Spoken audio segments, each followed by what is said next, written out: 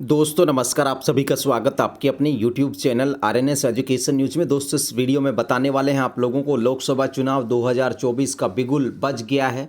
यानी कि election commission of India चुनाव आयोग ने आज लोकसभा चुनाव 2024 के तारीखों का ऐलान कर दिया है। सबसे पहले बताएं 7 चरण में पूरे देश में ये लोकसभा चुनाव इस बार होंगे और 4 जून को जो है वोटों की गिनती होगी। यानी कि पिछले अगर 4 चुनावों की मैं बात करूं तो यहाँ पर सबसे ज़्यादा लंबे समय तक आचार संहिता इस बार लोकसभा इलेक्शन 2024 में रहने वाली है।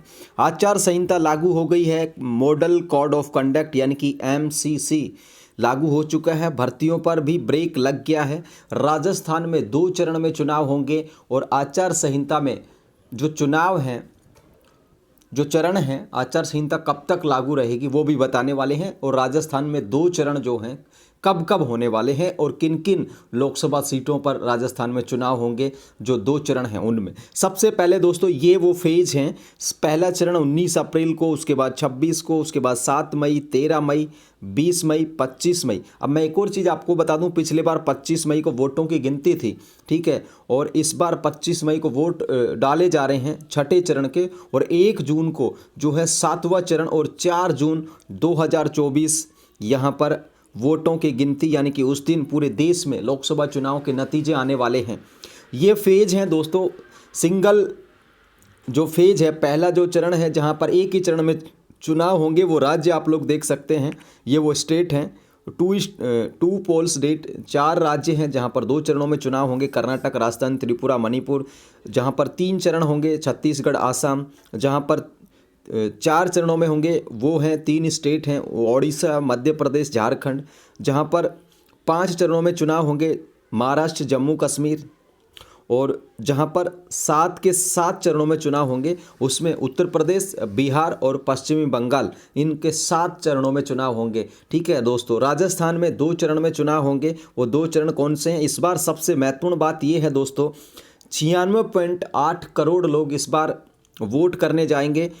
82 लाख ऐसे मतदाता हैं जिनकी एज 85 प्लस है। ठीक है, 48,000 ट्रांसजेंडर जो हैं रजिस्टर्ड हैं मतदाता के रूप में।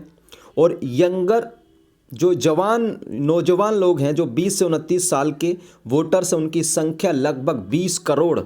ठीक है दोस्तों, ये आप लोग देखें। और लगभग 1 करोड़ 80 लाख जो आप मतदाता हैं, जो नए मतदाता हैं यानी कि 18-19 साल के, वो लगभग 1 करोड़ 80 लाख हैं।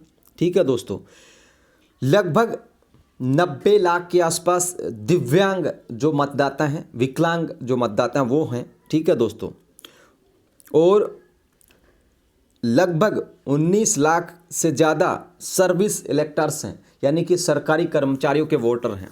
ठीक है, और ये आप लोगों के सामने पूरा डेटा है। और आचार संहिता में ये बंदिशें लागू रहेंगी। सरकारी योजना और कार्यक्रमों की घोषणा नहीं की जा सकेगी। मंत्री, सांसद सरकारी गाड़ी का इस्तेमाल नहीं कर सकेंगे। सरकारी योजनाओं के बैनर, पोस्टर सरकारी वेबसाइट से मुख्यमंत्री, मंत्रियों, सांसद और अन्य राजनेताओं के पोस्टर हटा दिए जाएंगे। किसी भी प्रोजेक्ट का शिलान्यास और उद्घाटन नहीं हो सकेगा। आचार संहिता में और कौन से काम नहीं होंगे? पहले से जो मंजूर योजनाओं के काम हो सकेंगे। मंत्री और CM रूटीन काम कर सकेंगे। जो योजनाएं शुरू हो चुकी हैं उनका बेनिफिट्स मिलता रहेगा।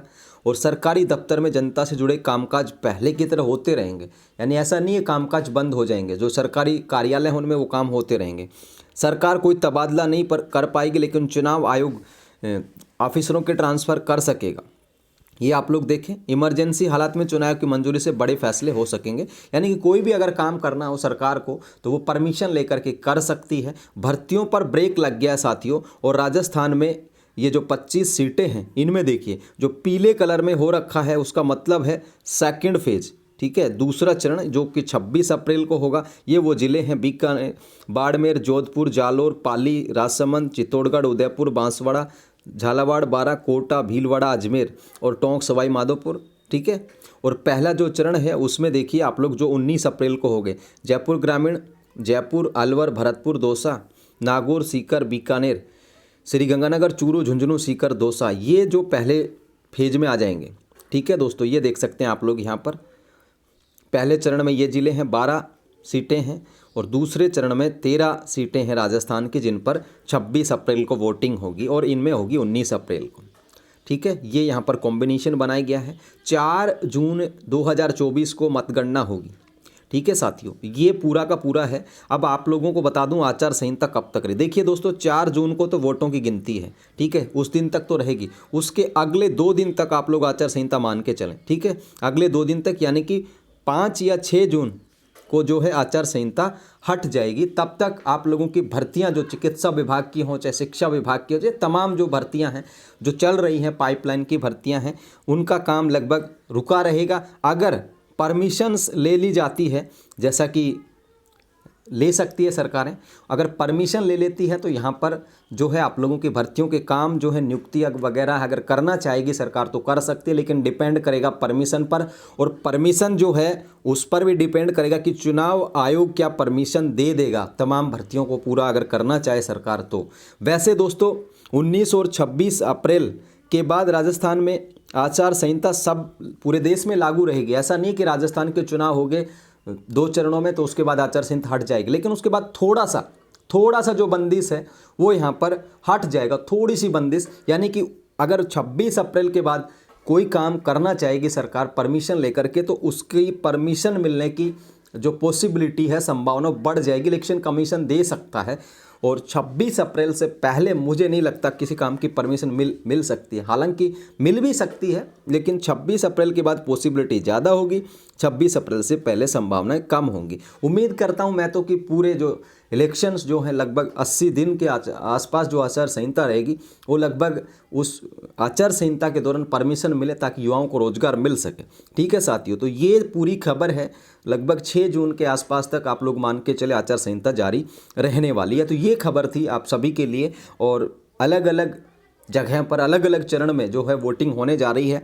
और सबसे कहूँगा कि आप लोग जब भी 19 अप्रैल और 26 अप्रैल को राजस्थान में वोट डाले जाएंगे, 19 और 26 को आप लोग ज़रूर अपना वोट करिए, उस पार्टी को वोट करिए जिसको आपको लगता है कि यार ये आप लोगों के लिए सही है। रोजगार को देखिए, शिक्षा देखिए, चिकित्सा देखिए, कौन बेहतर ढंग से आप लोगों के मुद्दे उठा रहा है, कौन रोजगार पर बात कर रहा है, उन चीज़ों पर ध्यान रखते हुए आप लोगों को वोट करना है। ठीक है साथियों, तो ये जानकारी थी। फिलहाल के लिए इस वीडियो में इतना ही। जानकारी अच्छी लगी हो, वीडियो पसंद आए तो इसे लाइक कर दीजिए, चैनल को सब्सक्राइब कर लीजिए। जय हिंद, जय भारत।